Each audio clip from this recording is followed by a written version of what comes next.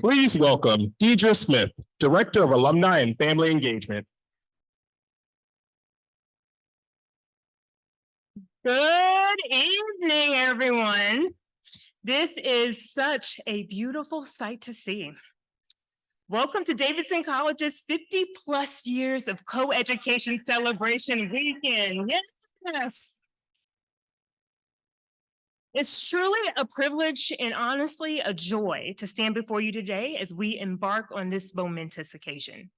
My name is Deidre Smith, and I serve as Director of Alumni and Family Engagement, and it fills me with immense pride to witness the collective spirit and enduring commitment of our Davidson community. Our institution has a long and cherished history, and this weekend, we come together to celebrate a significant milestone in our journey, the incredible achievements of women at Davidson College.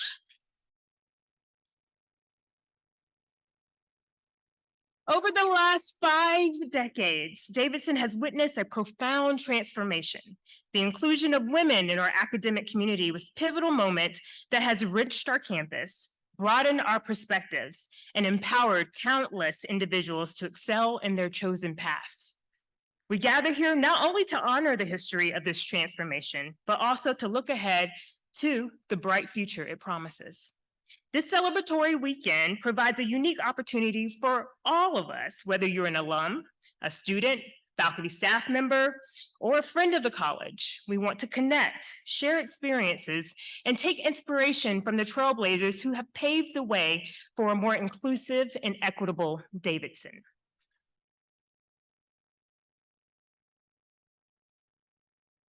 Throughout the weekend, you will have the chance to engage in meaningful discussions, reminisce about your time at Davidson, and most importantly, forge new connections with fellow Wildcats. We have curated an excited lineup of events, including panel discussions and keynote addresses, where you will hear from individuals who have broken barriers and achieved great success in their fields, achievements that make Davidson stronger too. These inspirational messages are not just about celebrating the past, but also about inspiring our future. We will celebrate how far we've come, and together we will chart a course for the future, ensuring that Davidson College remains a place where everyone, regardless of their gender, has the opportunity to thrive and make an impact. So as we embark on this memorable journey, I encourage you to fully immerse yourself in the festivities. Open yourself to new connections, and let the collective spirit of Davidson inspire and uplift you. Let this weekend be a reflection of our past, a celebration of our present, and a catalyst to our future. Before we proceed, I would like to express my deep appreciation for the exceptional committee whose creative ideas and thought leadership have made this weekend possible. I'd like to take a moment to ask all of our members of our Alumni Volunteer Committee and on-campus task force to please stand so that we can acknowledge your invaluable contributions.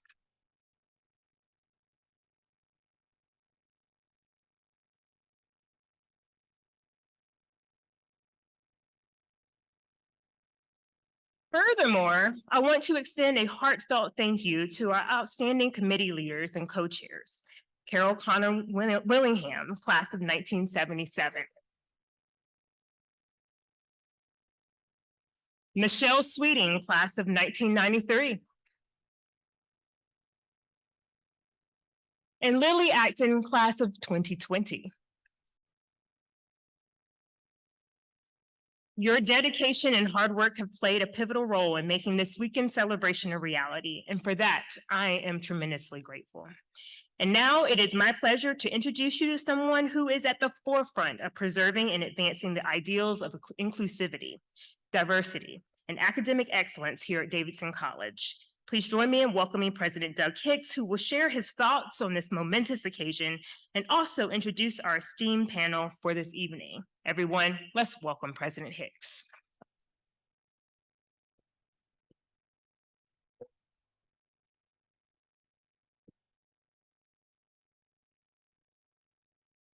Good evening, everybody. Thank you so much, Deidre. I want to offer a big thank you to all of those people who had a big hand in making this weekend happen. What a special opportunity. And I have to say that the group out here looks a little bit special to me. When I was here in the late 80s, the number of women was capped at 40%. And as I look around, I see a few more than 40% out there. So this is pretty nice. It's a real pleasure and an honor to be a part of this celebration. It's been months and in fact years in the planning, and it's just so energizing to see all of you in the lobby and to see you talking to each other. It's just really exciting. And when you think about Davidson formalizing coeducation 50 years ago, it's really not that long ago. Yet we have decades of incredible stories, successes, and outcomes over those years. I'm eager to connect with many of you this weekend and to learn more about the impact of Davidson on your lives. You were pathbreakers as Davidson women, and I want to hear the stories from the very early days to the most recent. I want to mention and take time to recognize one special guest in the audience today. You're all special, of course, but there's one person I want to mention before we launch into the panel. As many of you know, the first woman to graduate from Davidson was Missy Boaz Woodward in 1973. Sadly,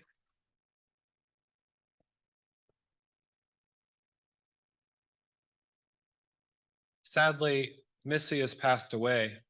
We will never forget how she helped set into motion something truly extraordinary. Missy's husband, Kes Woodward, also a 1973 graduate, is here with us today. He made the trip to Davidson from Fairbanks, Alaska. Ken.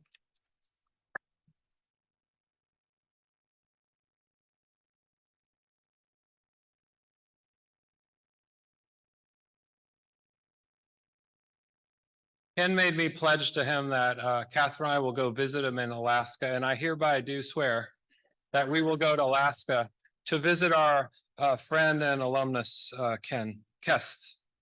So we're thrilled to have you all here this weekend, representing a vital time in the history of Davidson College. Let me turn my attention to today's conversation now.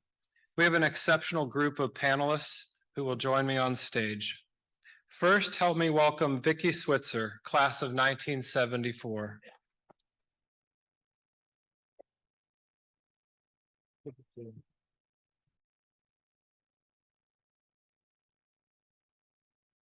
Vicki, now a retired psychologist, was the first woman to enroll at Davidson after the trustees' vote for full co-education. Next, yeah, you can clap. I feel a little bit like we're doing a game show here. We're going to see who wins, who gets the car. Next, Patty Phillips Clark, class of 1977.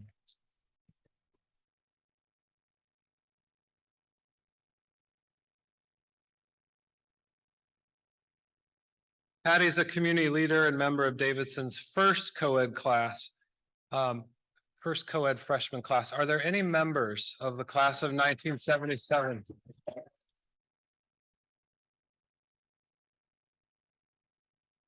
All right, then Mitzi Short, class of 1983.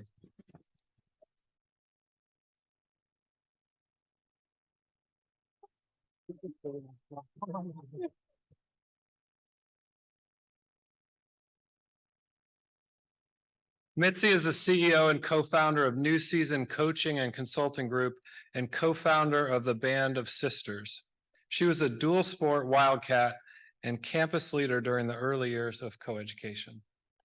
And finally, we clap for you too again. Yeah. This is a very friendly audience, and I think I know why. And finally, Bo Phillips, Vicki's classmates in the class of 19, and Vicki's classmate from the class of 74. Bo?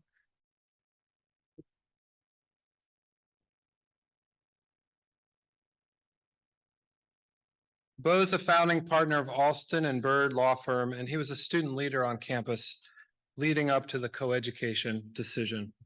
So welcome to you all. I look forward to our conversation.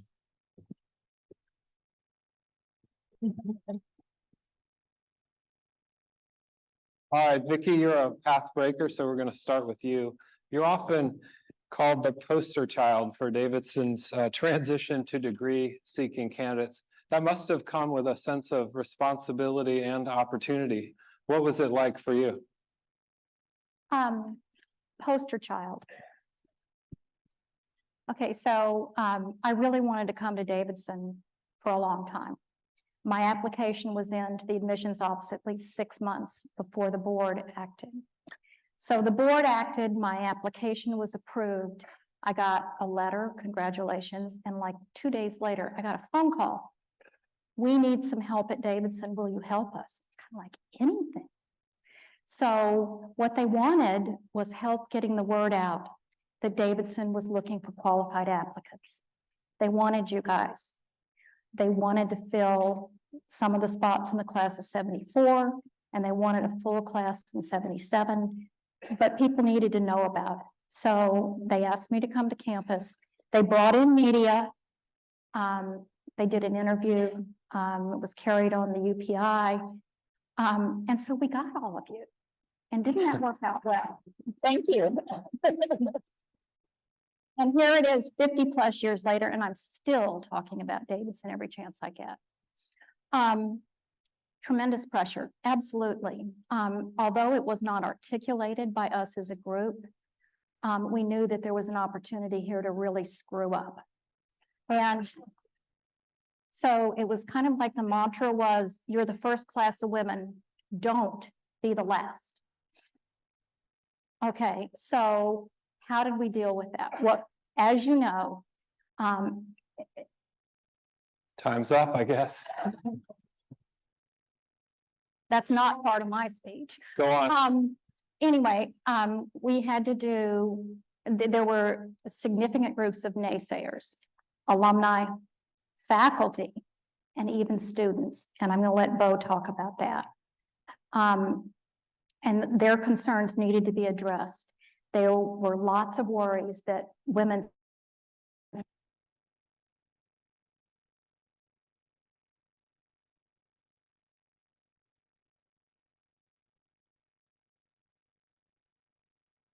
would be too distracted to focus on their studies. I mean, really.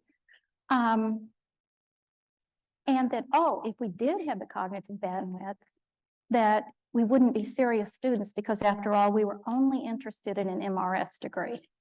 Where did that come from? That's 1940s stuff. But anyway, so we needed to do 3 things. We had to succeed academically, and there was lots of pressure on us to do that, and we did. Secondly, we needed to fit in with the all-male culture, and we'll have fun telling some stories about what that was like. And so, you know, we just worked at fitting in. We didn't ask for anything. It was just about membership and fitting in. And then lastly, the most interesting piece, I think, is that we believe that we should not make trouble. There was a strong belief system that women who made trouble were difficult and too emotional, and those were 2 reasons they didn't want us at Davidson. So we dealt with unpleasantness. We dealt with harassment. That I don't even know that that was a term back then, by ignoring it. And it's really interesting how that's changed over time and not changed, but we'll talk about that stuff too. One thing that we didn't protest that was very funny, I think, is that in our bathrooms for probably a decade, those blankety blank blank urinals were all over the place. And my very talented roommate, Pat Elise Morgan, came up with this great idea that they made the ultimate flower pot. It came with a flush. So that's how we coped with that. Speaking of urinals, Bo. Paint a I've been picture. introduced a lot of ways. That's the first. Yeah, well, go ahead and paint a picture for us. What were the conversations like? You know, around the water cooler, around the urinals? What were the conversations like on campus about women coming, and how did you, as a campus leader, how were you part of those conversations? Well, the thing that surprised me the most, now I was, 18 years old, naive in a lot of ways. But the thing that surprised me the most was how much resistance there was within the student body to coeducation. I understood that a bunch of old men in the alumni might be nostalgic and be resistant. I heard reports and at times observed dissension on the Board of Trustees. Heard a little bit of pushback from the faculty, but I was just surprised at how many of my classmates and fellow students were opposed to coeducation. And some of it was, fairly simple and straightforward. I made a choice to come to an all-male institution, and it's now being changed. But it certainly surprised me. And, we had good debates about it. Fortunately, it was a vocal minority, but a minority nonetheless. And my sense is that probably by the time the vote happened in May of '72, at least 2/3 of the students were on board. But that's still a significant dissenting group. That leads me to a nod that I need to give to Sam Spencer. Sam Spencer with a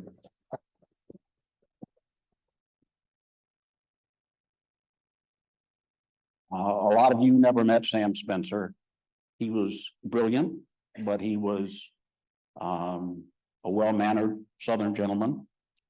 And it was his tenacity and political skill that helped navigate some very choppy waters during the year or so leading up to the vote by the board. I'd also like to give a nod to my Uncle Dick. Judge Dixon Phillips was Sam Spencer's closest personal friend on the board, and they were allies in the push for coeducation. And I heard some stories from Uncle Dick about the resistance. And it wasn't something that was a foregone conclusion really until about March of 1972. So when you think about all the changes, the good changes that have happened over 5 decades, it was a difficult start. And it was difficult for the men who were trying to make it work. Vicky was right to say it was important not to screw up. It was important for the men on campus to make it work. And we felt pressure to make it work. If there are any old people in the audience, some of you might understand that Will Terry put a lot of pressure on me when I was the student body president, when the incoming class of '77 showed up. He literally said to me, "Phillips, don't screw up." So we all felt that, and we all felt a responsibility, not a burden, but a responsibility to try to get it right. Thanks, Bo. All right, well, let's.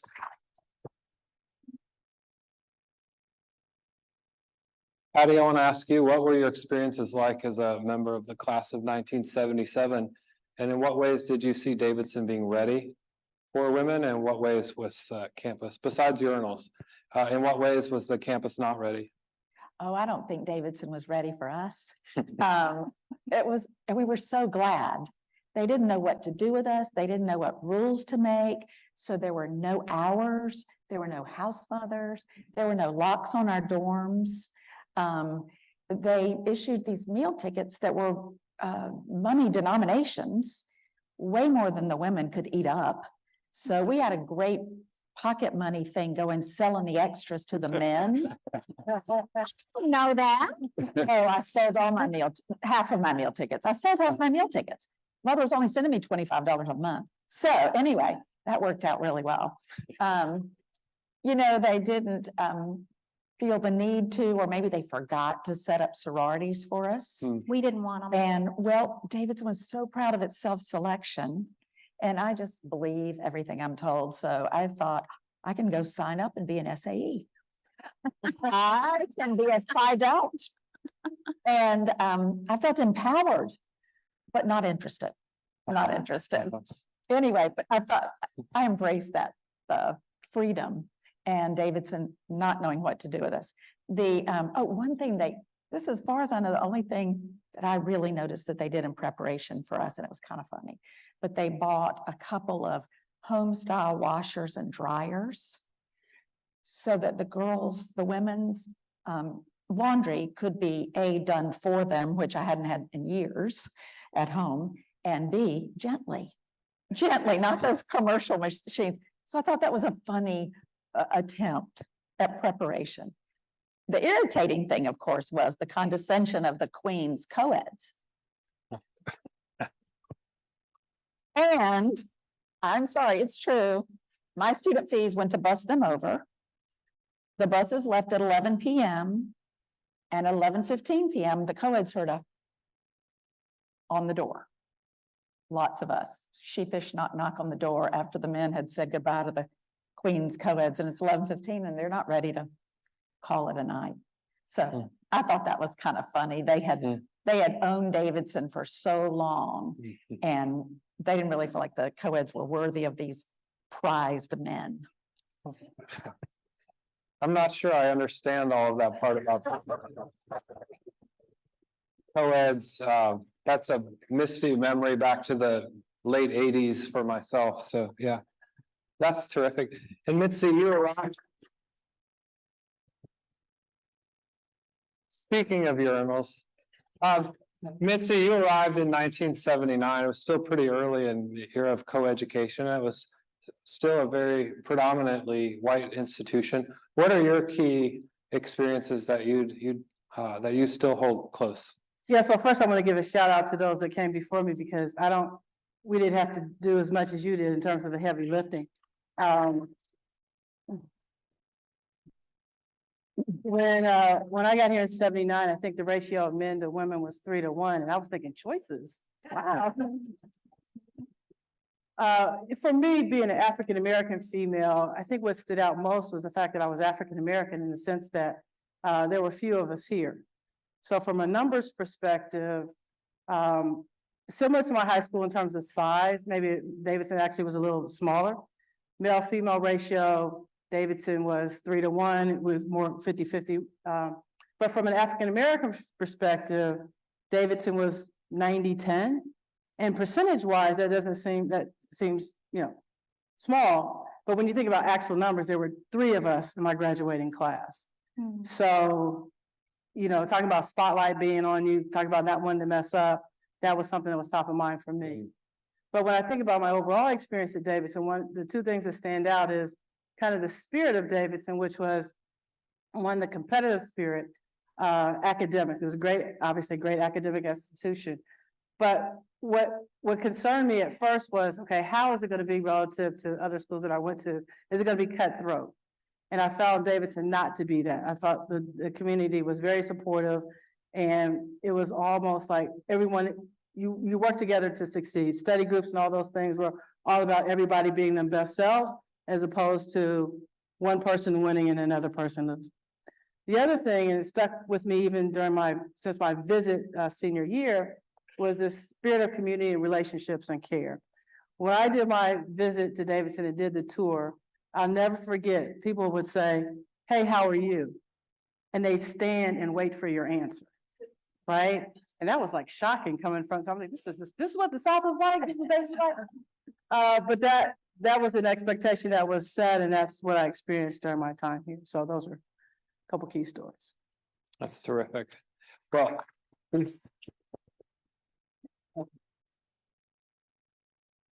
just to know, we're gonna be inviting you all to ask questions from the audience. So be thinking of really good Davidson quality level questions as you move along. I'll put a few out there so you can think about what you'd like to ask of this august group. But I wonder well, first let me mention a couple of numbers that are interesting at the current moment. First, when you look at our faculty, talking to you, class of 77, things have changed. Now we have a majority of female faculty members at the college. And the student body is more than 50% women and those who identify as women.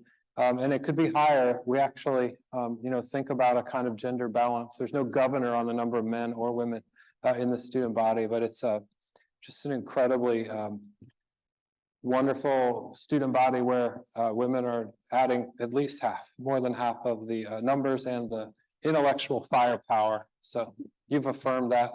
Let me ask you, is there anything you'd change about your Davidson experience or any ways that you all acted as students? Vicki, you jump in. For me, it would be, and this is my only regret, that I didn't get to be here 4 years.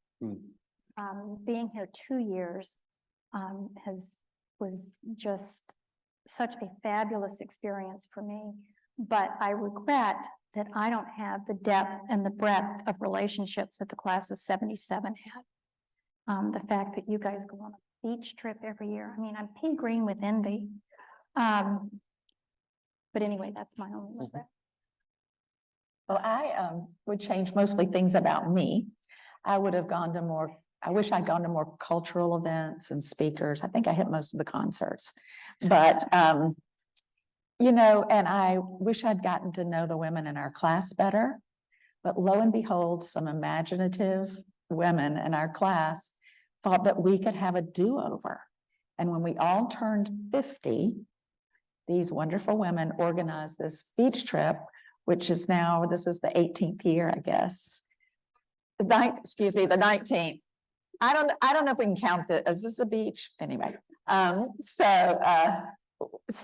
some folks made it possible. I wish I'd had it at the time, but we were really ready at that stage of life to know and love each other. And that was kind of fun. And that basketball revolving door thing with the coach, I would have changed that if I could. I fell in love with Davidson when Lefty Drizel was here, and I was kind of pumped for that. So, Change anything? I'll go first. okay. I wish that I had been less anxious and more reflective and relaxed and learned more from the women, particularly that freshman class, because we were very focused on not screwing up.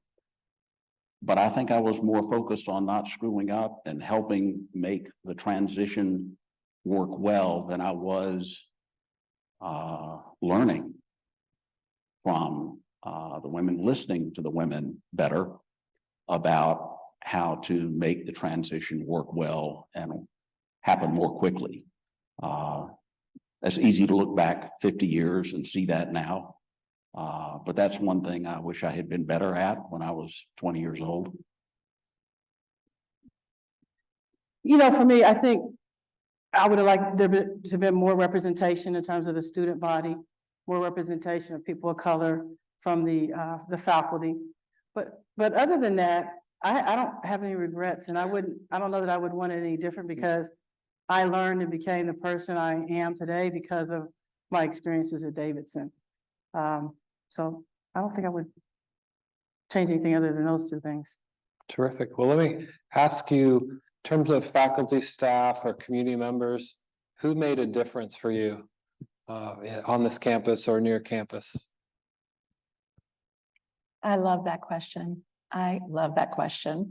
When our oldest daughter, Dorset, was looking at colleges for the first time, I put a sticky note up on the wall beside her desk that listed the 11 professors that I would never, ever, ever forget. No pressure. And So name those 11 in order. I said to her, I just hope for you someday that you will feel that way about your college professors. Max Polly, my advisor, and he married Jordan and me, and he's been to my church to do a seminar for us on anti-Semitism. Never goes away, does it? Anyway, David Kaler, Dan Rhodes, Bliss, Ligo, Fronis Johnston. Oh my gosh, I was on the edge of my seat in his class. He was on the edge of the desk, just telling stories, and that was my history class. Charlie Ratliff, I didn't have the nerve to take him till senior year. And I was a religion major, so I was a little hampered in those areas. But anyway, if I'd just known, I would have taken more with him. So there were 11. I could name them, but there are other people.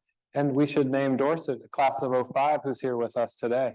So, And I will say that Dorset got 4 college visits and they were all to Davidson.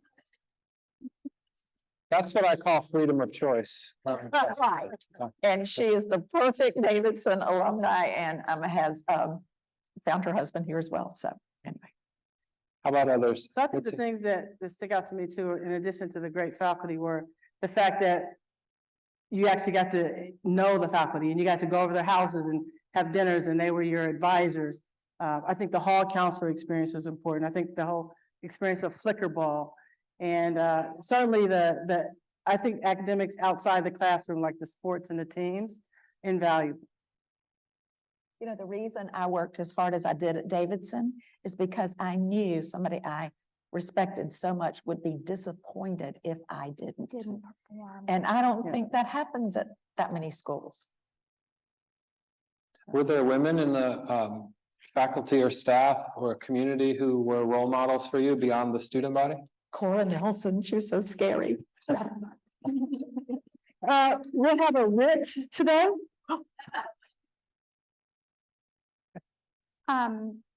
Yeah, my major professor was Ed Palmer, who some of you may remember. Mm. And I was so fortunate to end up in the psych department rather than some of the departments that had issues about women students. And then the psych department was very, very welcoming. That whole faculty was great. And Ed Palmer and I corresponded, on his typewriter until a year or so before he died. He was really wonderful. And then the other person here who I got to be good friends with was Will Terry. Will married my husband and I, who was a 74 class graduate, Dave Curtis. And he also spoke at my husband's funeral when he died in 2002. Will visited us a couple of times. I mean, I had a great relationship with Will. So anyway, I love Davidson. I would just echo what you said about Will. I had a wonderful relationship with him. He was just very supportive, sometimes pushy, but very supportive. And in the context of coeducation, he was a great listener. And I just always felt like, even if he was trying to send a message about what needed to happen on campus, he also cared about me, wanted me to succeed in my little piece of all of that. And I'm sorry that a lot of people in the audience may not remember Will, but he was our dean of students at the time, and made a big difference in the lives of a lot of us. Okay, I'll ask one more question, then we'll open it up for questions from the audience. What compels you, all 4 of you, to stay so engaged with Davidson, with your classmates and with the college itself? You don't have to say the president for every answer, but Hey. I'm sorry, the question was, how are we engaged with Davidson now? yeah, and why? What compels you to stay so engaged? I've been a very active alum. When Davidson calls, I try to always say yes. I've entertained a lot for Davidson over the years because that's really what I like doing. So been on the board of visitors for 7 years. When my husband died, I set up an endowed permanent scholarship to support students in swimming here at Davidson because there was very little swimming money. So it was nice to be able to contribute to that and feel like we had made a difference. Thank you. I think for me, Davidson has stayed true to its purpose. You're educating people for lives of service, leadership. And the connection in the community has been just, it had an unbelievable impact on my life. And so to be able to give back and pay it forward is what keeps me coming back. And so engaged and involved. Terrific. I would say gratitude.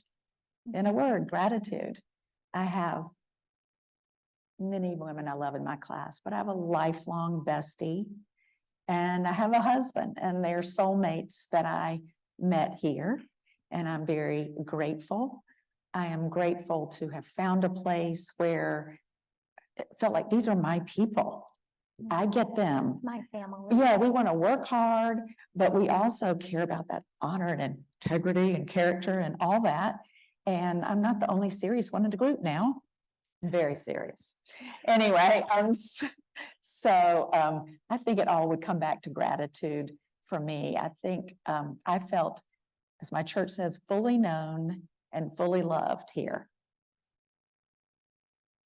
Well, the amazing thing about you all, and Bo will just sit out on this, you all shaped what Davidson is as well. You are true path breakers. So we all come into Davidson and try to shape it, but you all were there at such a pivotal moment. It made such a difference. Bo, you as well. I know you were one of the student leaders who really stood up for coeducation and for your classmates as well who are coming in. So that's fantastic.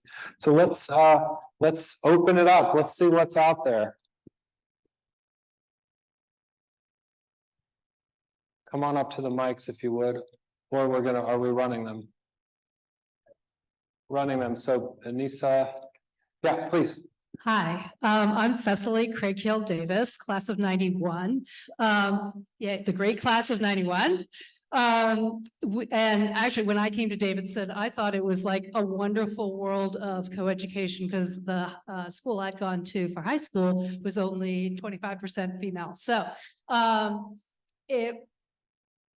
it was an interesting time when you started college, and I'd be interested to hear, given the social and political, the sort of historical turmoil of the late 60s and early 70s, how that impacted your experience, particularly as women coming into a place where the sexual revolution was happening and Vietnam, Nixon, all of these things. What did that do to your time while you were here at Davidson?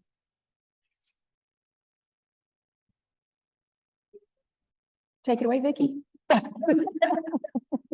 You can have that one first. I was around people who were more politically active actually in high school. So I was very influenced by a guy who was a couple of years older than me who went to my church, who was always out canvassing for, I don't know, McGovern or demonstrating or whatever. I'm sorry, I was kind of in a little cocoon here. I certainly felt the freedom, but I'd come up in a family that had two working parents, and it never occurred to them that I couldn't do anything I wanted to do. So I'm not the revolutionary. I just assumed all along I couldn't feel I was breaking barriers or anything because it was always just sort of assumption. I had two older brothers. I'd taken a lot of kidding, and maybe it'd be harassment now, but I'd had all kinds of things that come at me that we laughed at. It was hard to offend me, but I'm sorry I wasn't as conscious and aware of our bigger world and what was going on when I was here. Sorry, you take it. No, go ahead, Vicki. We were pretty wrapped up in the Davidson bubble. And I think that's pretty typical for a lot of college campuses. It certainly appeared to be true. I know we had some people, maybe Bo was much more politically active and aware than we were for sure. We were certainly aware of women's issues and of being women here and being, the most closely watched group on campus and the most closely ignored group on campus at the same time. How does this work?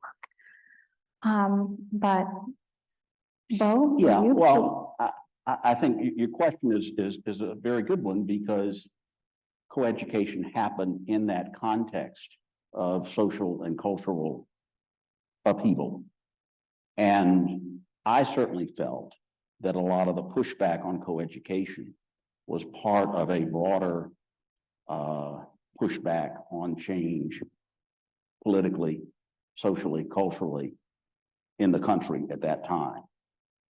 You know, when I showed up here, I had a 1H draft card. The Vietnam War in 1970 was a real thing for all of us. And it was an unsettled time. And so I think that affected the coeducation debate, probably in ways we didn't recognize at the time. But it was a time of transition for Davidson because before we showed up, there was daily chapel, mandatory chapel. You know, by the time We're gonna bring that back. and by the time we graduated, there were a lot of people who thought the place had gone to hell in a handbasket. And it wasn't just because our hair was long. So, yeah, very good question and a good reminder. So was ROTC mandatory at any point? Not when I arrived. In fact, the biggest thing that happened with respect to ROTC my junior year was that somebody smoke bombed the entire area as a very pointless protest against the war. Very ineffective anyway, if not pointless. But no, that had faded away, and there was a lot of unrest on campus. We weren't like Berkeley, but there were a lot of people very upset about the war. And some of you might be old enough to remember when the Davidsonian ran an anti-Nixon editorial on the front page in 1973, almost exactly 50 years ago, Saturday Night Massacre. And that was the single biggest uproar from the alumni during my 4 years here. So it was real. It wasn't Berkeley. It wasn't even Chapel Hill, but it was real. Thanks, Cecily. Next question. So I'm sorry, Dr. Hicks, this isn't a question. This is an answer to the question you asked the panel and a plea to any current students. But you asked them, what regret did you have about your Davidson experience? And, oh, I'm sorry, I didn't say my name, Kathy Ramos, class of 1977. So as we gather at the beach, I have gained a regret that I did not take advantage of all the opportunities that Davidson has. And so you heard the panel talk about their very close relationships with professors and with Dr. Spencer and others. Look at your new president. He is so delightful and what you said every time did not mean to be about you, but what a great opportunity for you guys who are still here to get to know the president of your college. I was jealous of the girls that, I mean, I knew Dr. Spencer, but I didn't go to his house for dinner or anything. And whenever, and when I went to school, you didn't go, or I thought you didn't go to the professor's office unless you were failing the class. And I wasn't failing. I didn't quite understand everything. And then when I found out some of these people who made straight A's spent every afternoon in the professor's office, I was like, well, that's cheating. So please don't think of it that way. If I'm looking around, doesn't look like there's that many current students, but okay, current students, take advantage of everything that this school has, because you are so lucky that you go to this school instead of some giant university. Enjoy it. Let's hear it for her.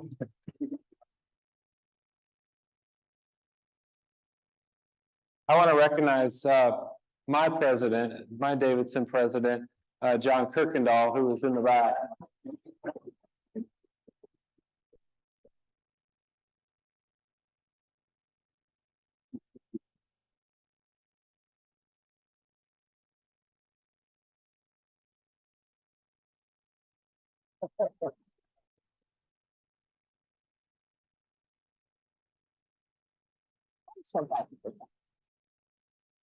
I was going to also recognize Missy Kirkendall, who was my mentor.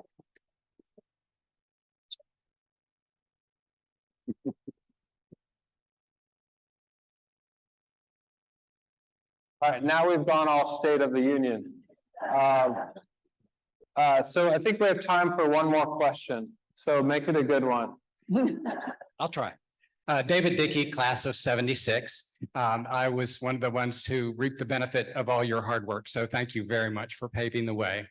I was a student in high school of a 4-year military all-male school in Chattanooga, Tennessee. And part of my decision to come to Davidson was that I knew that you were in the process within a year or so of bringing women to campus. And I wanted that transition I wanted to be able to parallel that transition, and fortunately was able to reap the benefits of it and have come on 46 years of happy marriage with my wife, who we met here her freshman year. So my question is, I hear about all the obstacles, the challenges, all that sort of thing. My question is, why? What was the impetus to bring coeducation to Davidson?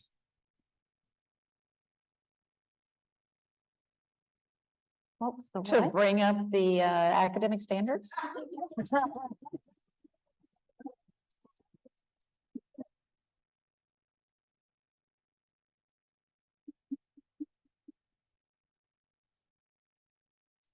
Pretty obvious, I guess.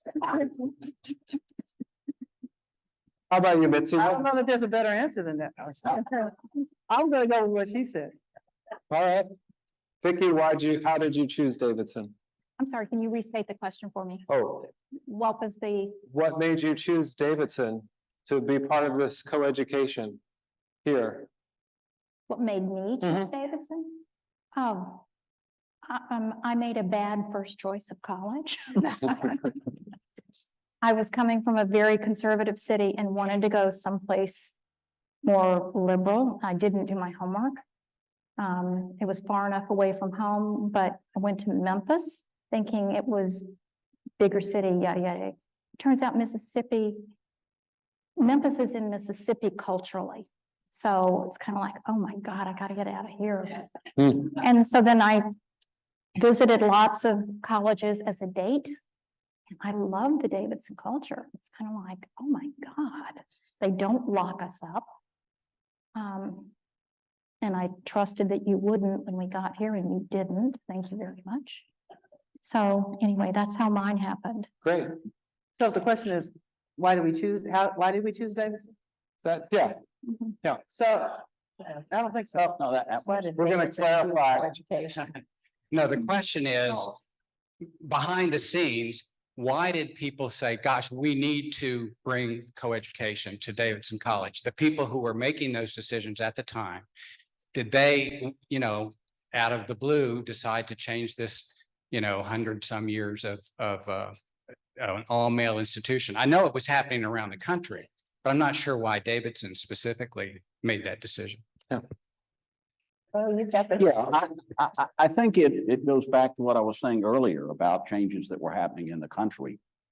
It wasn't just that Davidson felt that because a dozen other top liberal arts colleges were in the process of going co-ed or had recently gone co-ed. I think it was recognizing that there were major shifts happening in the country that were going to affect, if they weren't already affecting, higher education. And again, thank God for Sam Spencer and his strength. Because he understood it, as a guy who I think had been at Mary Baldwin before he came to Davidson, if I remember. He understood the importance of bringing coeducation, primarily, to make Davidson better and to guarantee its future. And if Davidson had not gone co-ed, in 1972, it might have been another few years and the train might have left the station. And we might not be in this wonderful place right now. So I think the answer is we had responsible, perhaps even visionary leaders who understood that Davidson could not stand still and needed to move forward. And that was the real impetus that I saw, really more as an observer than a student leader, because it all happened when I was a sophomore and junior. That was really, I think, the driving force, as opposed to, somebody just deciding that Davidson needed to change. It was Davidson needed to change to maintain its excellence. And Thanks, the Bo. proof is in the pudding. The proof is in the pudding. So. One more question for each of the panelists, and that is, in one word or one phrase, how would you describe your Davidson experience? Vicky? One word, oh dear. Probably gratitude. I just have spent a lot of time over the years investing pieces of me in Davidson, trying to give back a very small portion of what I feel like Davidson gave me in the 2 years I was a student here. So I just feel like I practice gratitude. I mean, we're all better off if we practice gratitude every day, right? Mhm. Thank you, Vicky. Bo? For me, it was support. It was a turbulent time. And it was difficult becoming an adult in the early 70s. And I just felt from my classmates, including trailblazers like Vicky, but the faculty, and dear old Will Terry and dear Sam Spencer, I just had this constant sense that I was being supported and people were trying to make my path better. And that's just an overarching image of my Davidson experience. Thanks. Mitzi? I would say impactful. It's almost like the ripple effect of throwing a pebble in water and having it expand. When I think about all the people that poured into me, the faculty, my fellow students, the African-American community that supported us here, Torrance Chapel Church. It's a gift that keeps on giving. And so the relationships have been lifelong, and impactful is the word I would say. Thank you. Patty? Home. Make it a good one. Go ahead. Home with a capital H. When I get off and exit 30, I feel like I'm coming home. Yay. Thank you all.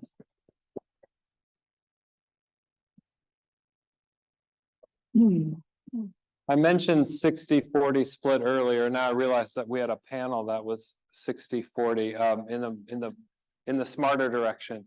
So I really just want to thank you, panelists. Thank you all for the incredible contributions you've made to Davidson with your time, with your careers, with your volunteer commitments to this place. And what an honor to get to talk with you all. So let's thank them one more time. Thank you. Thank you. Thank you.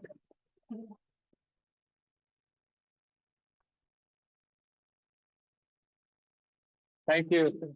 So we're going to have a few closing remarks from Lily Acton, class of 20. So we're going to go off stage and she's going to come out and close us out. So thank you very much.